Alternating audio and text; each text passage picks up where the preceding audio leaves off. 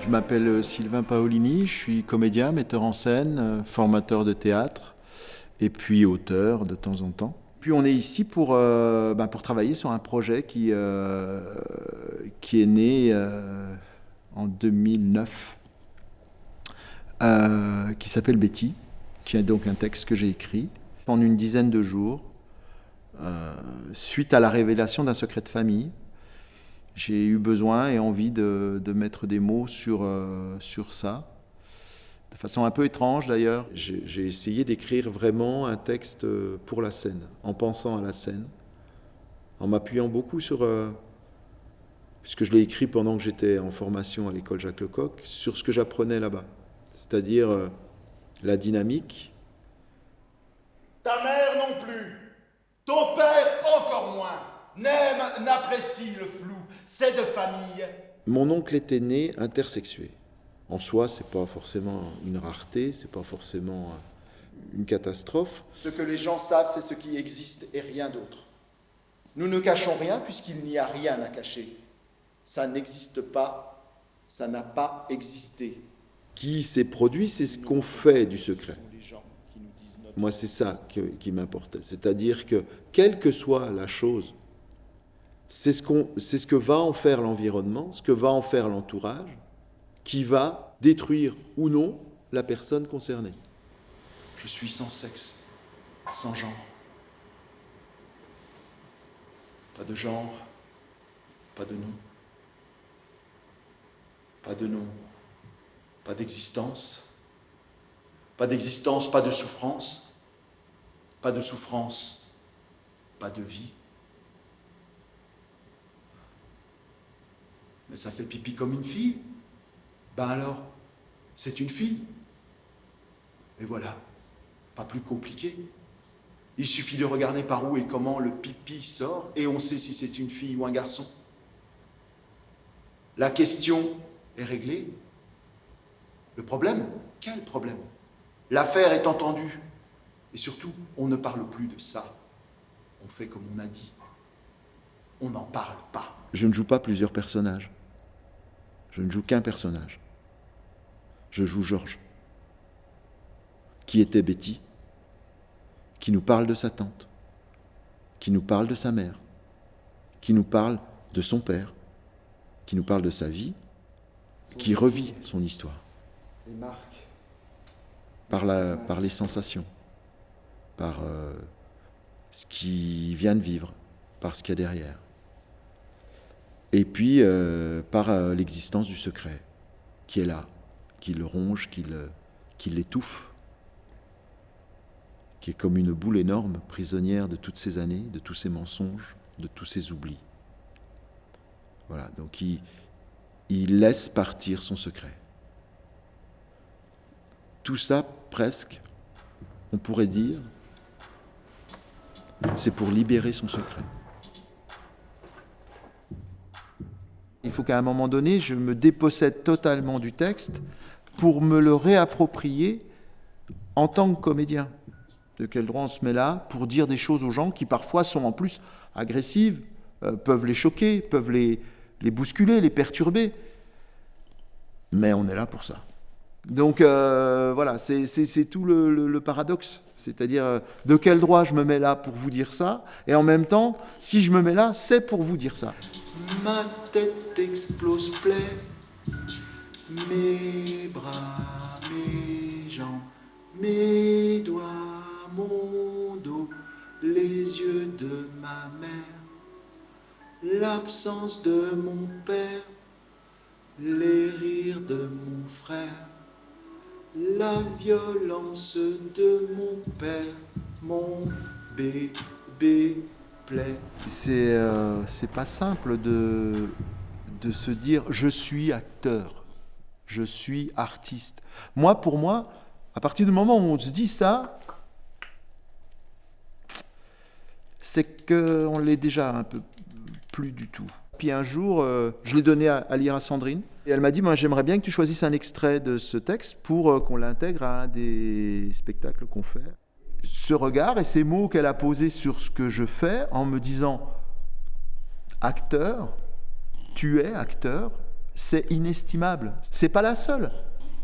Mais elle, c'est vraiment la personne avec qui j'ai travaillé et à qui m'a dit ça. Elle a toujours l'impression qu'il faut que je joue pour quelqu'un.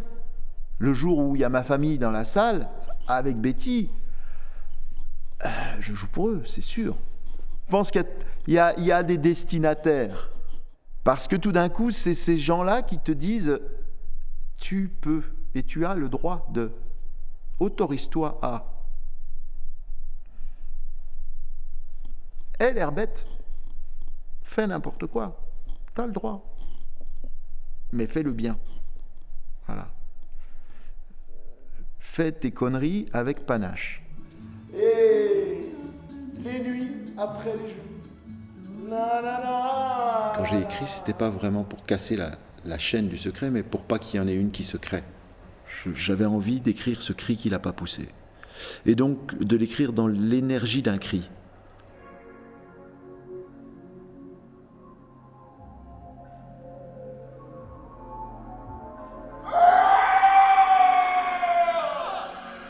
De quel droit je me permets de pousser le cri qu'un autre n'a pas poussé, quoi. C'est pour ça que c'est pas son histoire. C'est ce que j'en ai fait. Ce « on n'en parle pas », c'est aussi ce que mon oncle a dit à mon père, quand mon père, après l'opération, après le changement d'identité, après tout ça, il lui a dit « comment ça se passe pour toi, quoi ? Depuis l'opération, je sais pas, ça va, ça te fait pas mal ?» Et mon oncle lui a répondu « si tu veux qu'on continue à se voir, et si tu veux que je continue à voir tes enfants, on ne parle pas de ça. Sinon, on ne se verra plus. Et je ne verrai plus tes enfants. » C'est lui qui a posé l'interdit. À un moment. Et puis après, peut-être qu'il s'est retrouvé piégé par cet interdit. Il est mort d'un cancer de la gorge. Et donc, l'importance de la parole qui ne sort pas, on ne parle pas, et qui ronge de l'intérieur, et qui ne demande qu'une seule chose, c'est à sortir. Chut. Silence. Pour moi, c'est ça qui l'a tué. Je maudis la première fois où j'ai fait pipi. Je voudrais ne jamais avoir fait pipi. Être ça. Être indéterminé, sans genre, sans nom. En équilibre sur la frontière invisible des sexes, à l'intersection, ne pas entrer dans une case, ne pas être déterminé par mon système urinaire, avoir le temps de devenir, d'advenir. On ne naît pas, nous femmes, on le devient. Je ne me sentais pas petite fille, je n'aimais pas la poupée, cette plaie insupportable. Je ne me sentais pas petit garçon non plus. Pourquoi faut-il laisser la mécanique décider de ce que l'on est? Je ne suis pas une machine, une mécanique.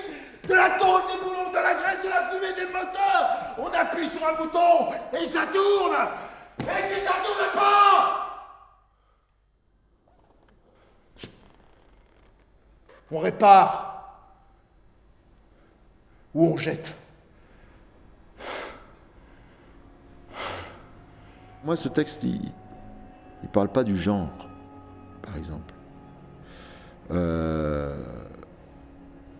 Il y a des gens qui m'ont dit « Ah ouais, c'est un texte sur le genre, c'est à la mode. »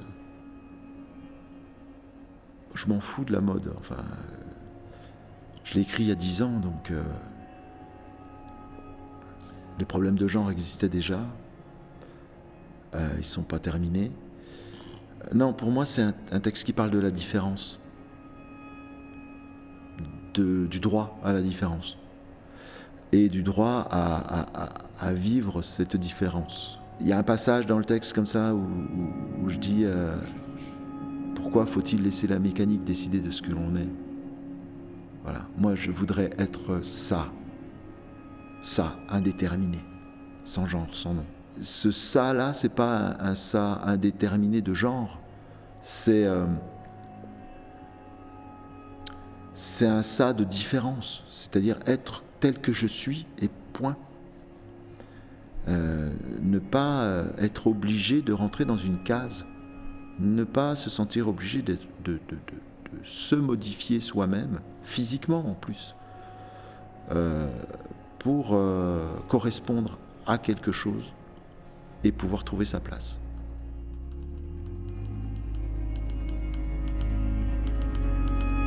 Mars 1936, Tunisie. Naissance du troisième enfant de Marie et Jules, de nationalité française. Cet enfant présente une anomalie génitale à la naissance. Son sexe ne peut être clairement défini. L'urètre aboutit sur une ouverture extérieure.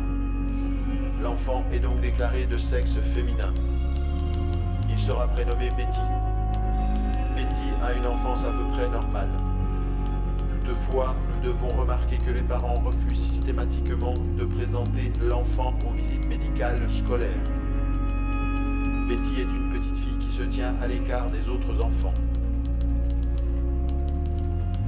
À l'adolescence, le développement physique de Betty est de moins en moins féminin. Elle arrête l'école entre 12 et 13 ans. Elle reste à la maison pour aider sa mère. Personne, hormis ses parents, ne connaît la vérité concernant le sexe de Betty. La situation familiale est de plus en plus tendue. En 1958, la situation politique tunisienne oblige la famille à revenir en France. Il ne devient plus possible de cacher la vérité concernant Betty. Betty a alors 23 ans. La décision de l'opération est prise ainsi que les démarches au tribunal administratif de Paris. Betty devient Georges.